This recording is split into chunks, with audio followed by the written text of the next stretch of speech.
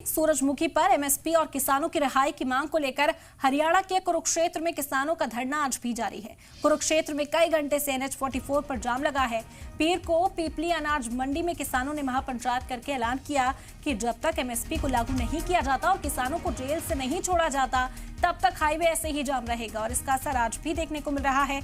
NH 44 पर जाम लगा हुआ है। यह अहम खबर है, इस वक्त आप तक पहुंचा रहे हैं। सूरजमुखी पर एमएसपी और किसानों की रिहाई की मांग को लेकर हरियाणा के कुरुक्षेत्र में किसानों का धरना आज भी जारी है। यहां पर किसान नेता राकेश टिकैत भी तस्वीरों में आपको नजर आएंगे।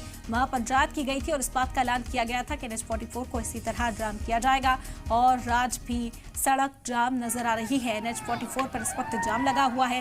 पीर को पीपली अनाज मंडी में किसानों की महापंचायत हुई थी और उसके बाद ये ऐलान किया गया था कि जब तक एमएसपी को लागू नहीं किया जाता और किसानों को जेल से नहीं छोड़ा जाता तब तक ऐसे ही हाईवे जाम किया जाएगा। यह हम खबर इस वक्त की आप तक पहुंचा रहे हैं। आपको बता दें कि सूरजमुखी पर एमएसपी और किसानों की रिहाई की मांग को लेकर ही किसानों का धरना आज भी जारी है। NH 44 को जाम किया गया है।